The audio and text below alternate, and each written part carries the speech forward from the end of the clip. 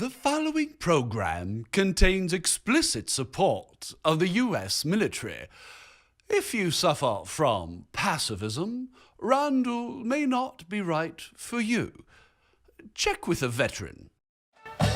Proclaiming the truth in the highways and byways of the world. Fighting for justice in the dark alleys of politics. Raising the voice of resistance to a fevered pitch. And he knows where to find the best and worst jail food in America. Randall Terry.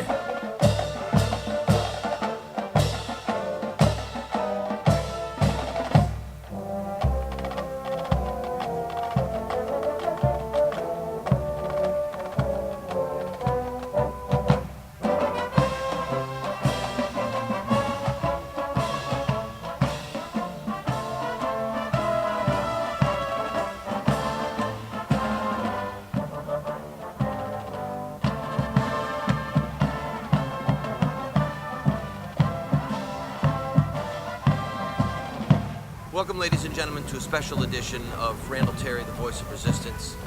Today is Memorial Day, the day that our nation remembers the men and the women who laid down their lives so that we could be free. We're going to go to various memorials here in Washington, D.C., look at the history of some of these conflicts and wars, and do our best to remember that little boys and little girls lost a dad. Wives lost a husband. Moms and dads buried their sons, or some of them simply never came home. It's not just a time when we grill hamburgers and sausages and steaks, hang out with our friends. It's a time specifically to remember the war dead. And that is what we will do today on this special edition of Randall Terry for Memorial Day.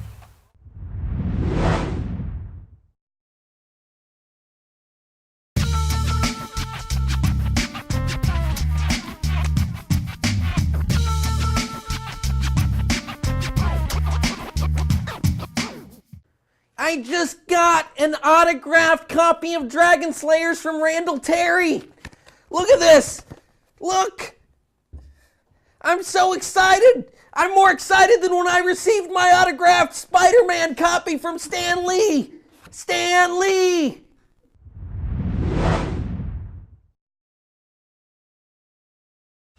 Welcome to the program, friend.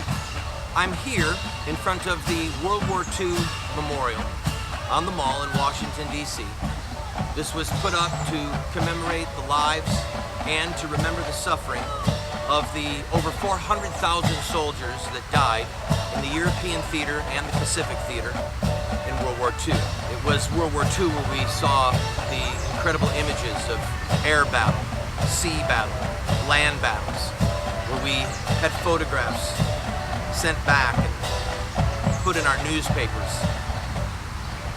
There are many of us who still have relatives alive, myself included, who fought in World War II. It's impossible. I've been thinking about this, and I could not come up with a way to not only remember the war dead, but to also remember some of the political machinations that were going on. World War II was a war that really didn't need to be fought.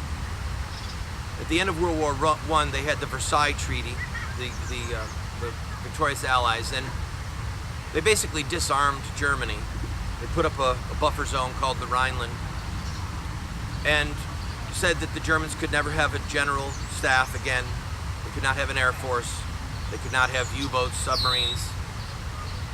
And because of pluck and courage and political acumen from Hitler and his leaders, those who led with him, they basically tested the will of the French and the British throughout the 30s, slowly but surely rebuilding, building their fighter air force, claiming that they were for airmail.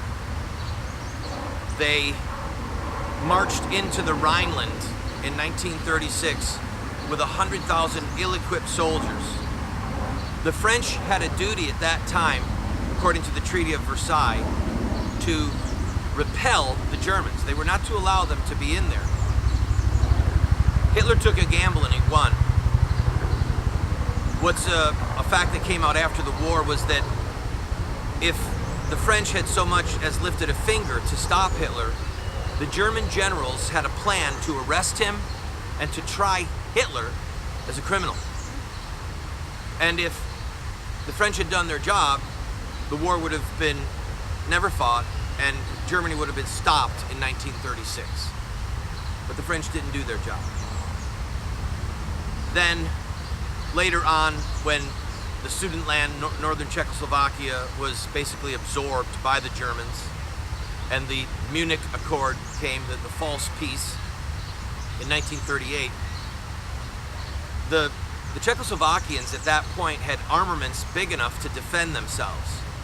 And with the French and the British and the Czechs could have crushed the Nazis. Even though the Nazis at that point were far stronger military than they were in 36, they still could have been stopped. But the French and the British simply did not want to fight. And that's where the term appeasement came from. Chamberlain talked about appeasing the Germans. At that time, politically, the word appeasement was not a dirty word. People thought it would work. Of course, Winston Churchill said no. Someone who appeases is somebody who feeds the crocodile, hoping that it will eat him last.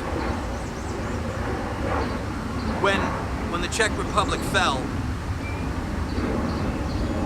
Churchill stood and said, now war is inevitable.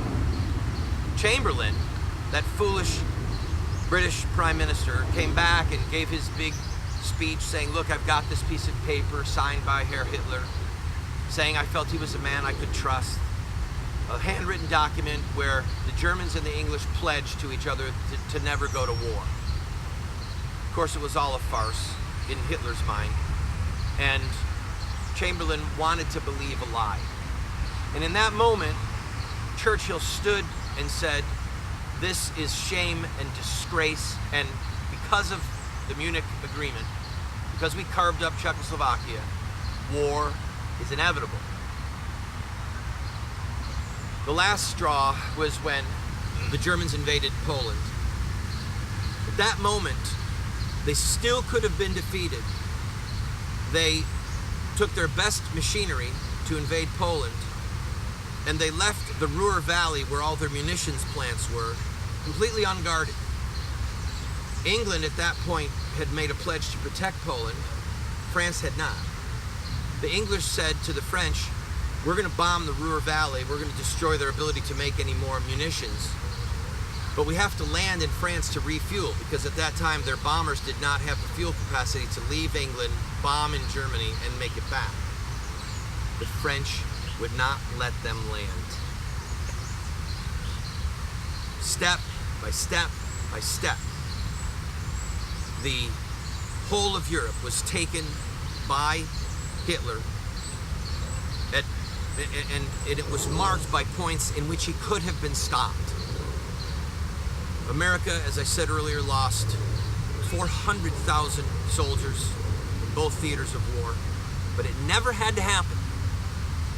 It happened because of cowardice, because of treachery, because of isolationism, because of people not wanting to pay a price to defend liberty, because of being willfully blind and pretending that Hitler was not really a menace to all of Europe. It's a tragedy what happened, and we just need to not let it happen again. You can look over the horizon right now with intense Muslim nations that intend to have jihad on the West. How long are we going to appease them? I'll be right back, and we'll take some closer looks at some of the monuments and the words that are inscribed here in the brass relief. It's really stunning. This is a special edition of Randall Terry on Memorial Day, when we remember and honor the war dead. Some have argued that Washington was not that great a general. It wasn't until after the Revolution that Randall met him. Now Washington's the father of his country.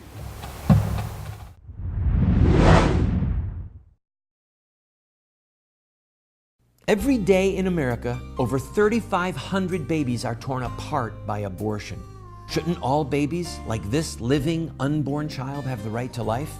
Baby killing will only end when Americans see the truth of what abortion does to innocent children. You can help end this Holocaust by showing the truth of abortion in your area with a Face the Truth tour. Go to facethetruthamerica.com to set up a Face the Truth tour in your area. The babies and their mothers will be eternally grateful. In the 1980s, banks introduced designer checks. When my buddy George Johnson inquired at the bank, they had nothing for pro-lifers. So the Johnsons created beautiful pro-life bank checks showing babies with a strong pro-life message. You can speak out for life with every check you write, whether personal or business checks. Be a voice for babies with these pro-life checks. Go to prolifecheckguy.com to see more. That's prolifecheckguy.com. Democracy is a very bad form of government, except for all the others that have been tried from time to time. Sir Winston Churchill.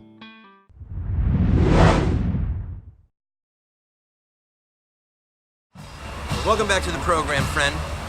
Did you know that World War II was the last time that Congress declared war?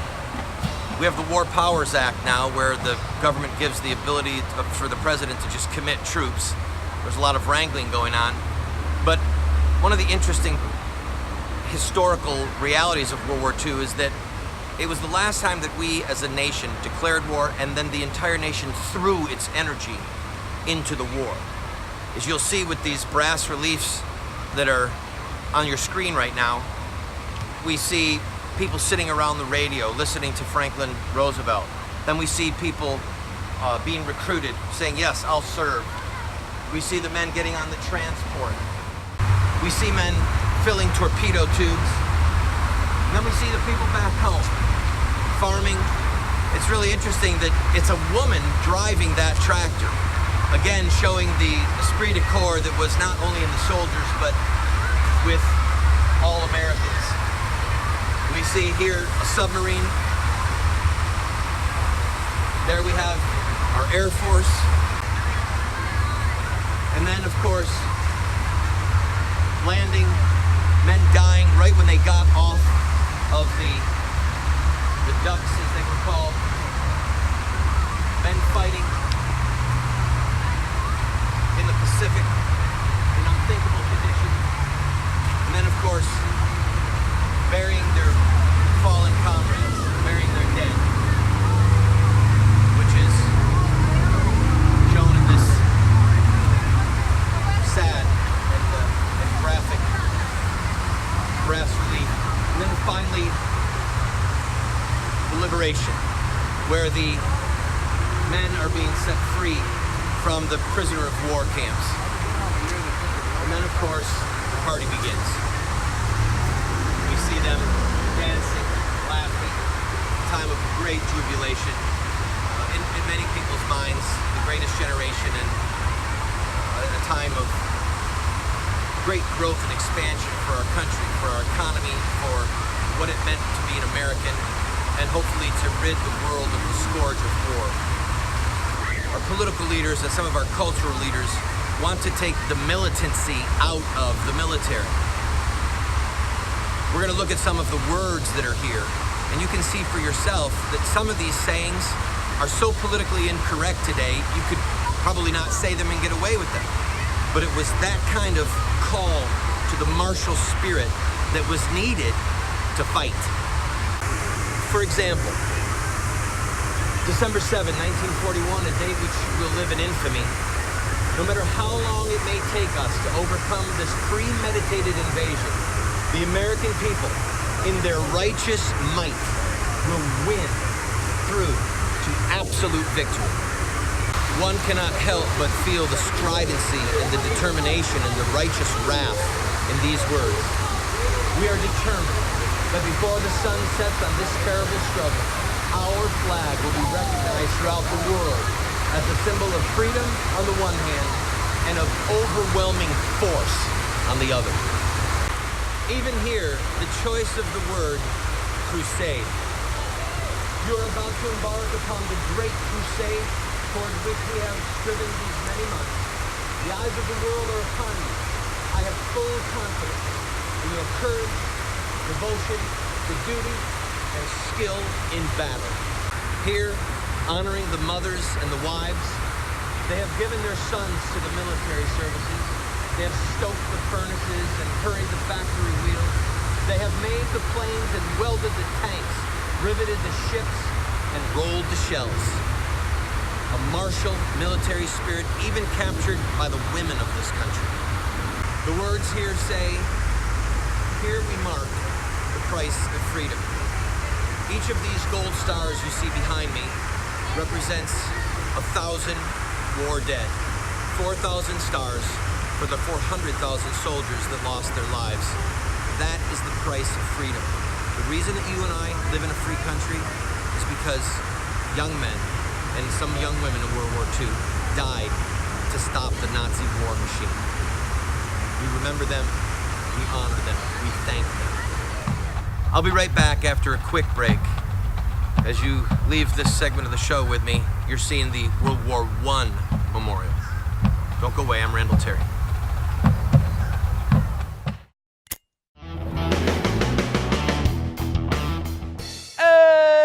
It's the Rock and Roll Hall of Fame, and I know you're here because you know what a good show is. That's why you're watching Randall Terry. Someday he might be in the Rock and Roll Hall of Fame. Yes!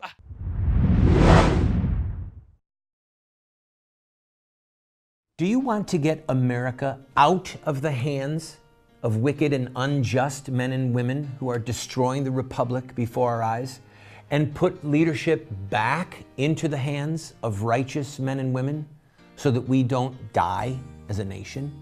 Well, you're talking about social revolution, and there are rules in social revolution.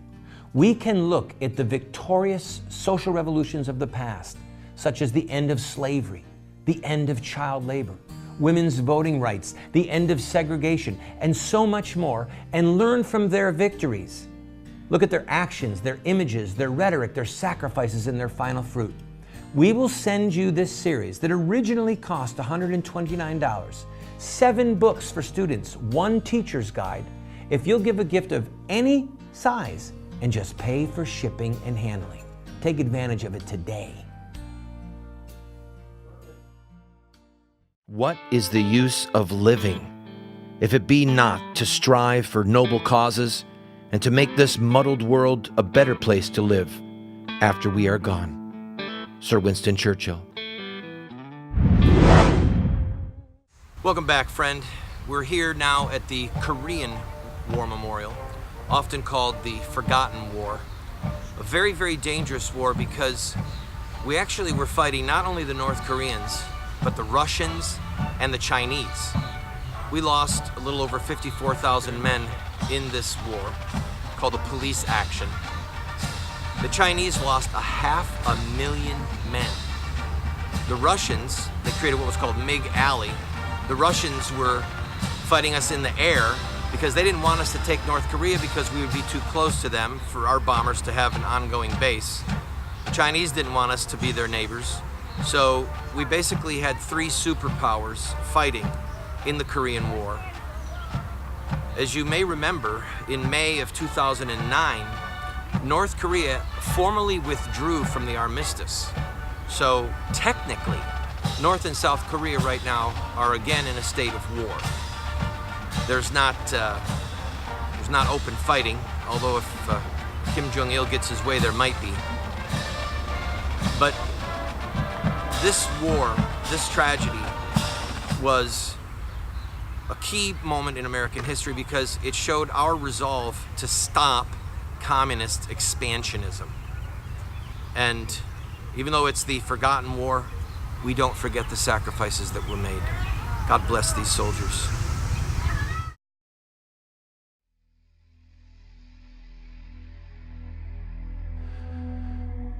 Evil shall slay the wicked, and those who hate the righteous will be condemned. The Lord redeems the life of his servants. None of those who take refuge in him will be condemned. Amen.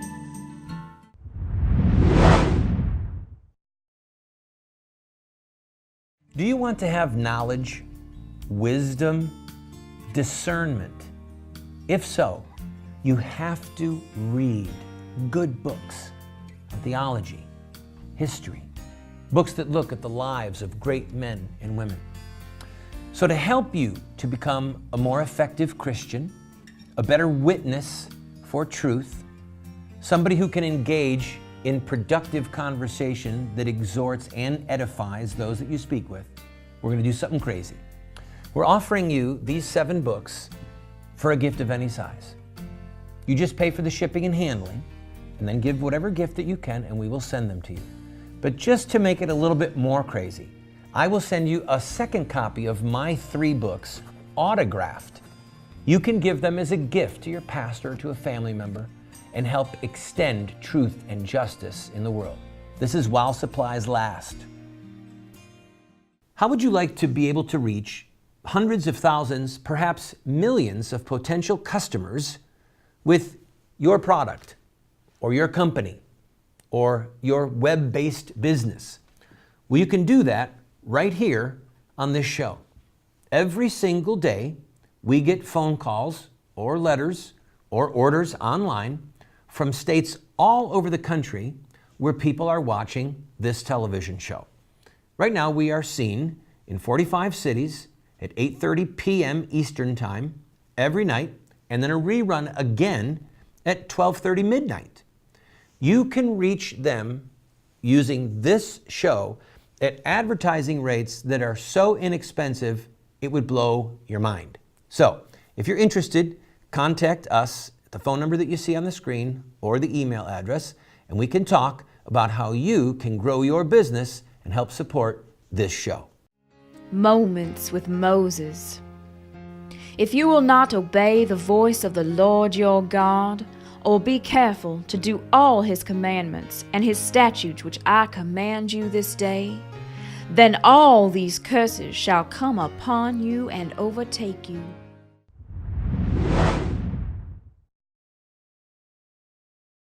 Welcome back to the program, friend.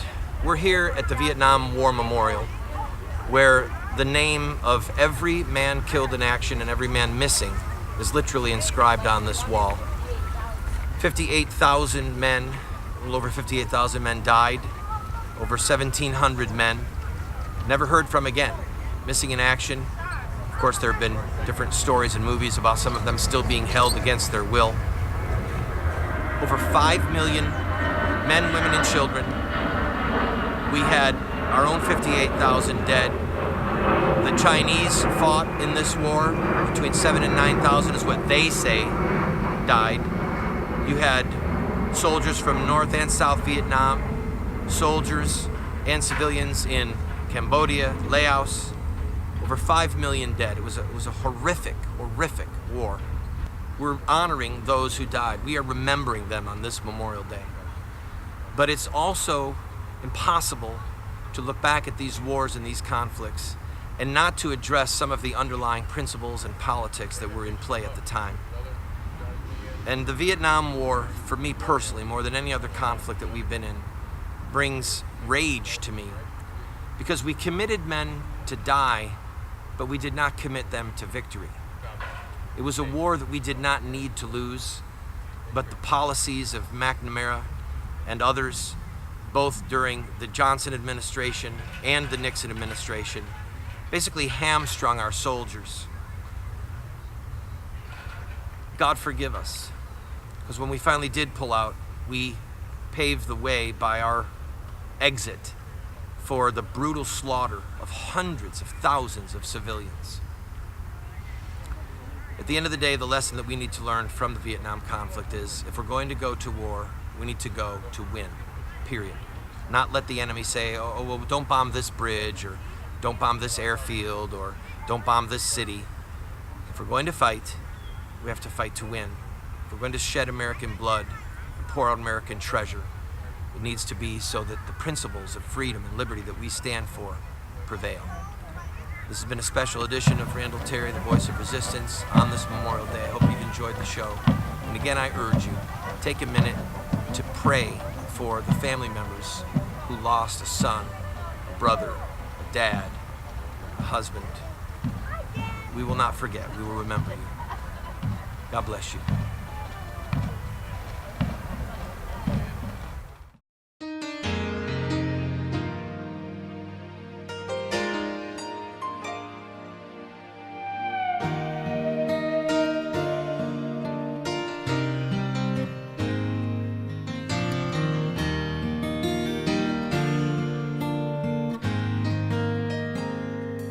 you.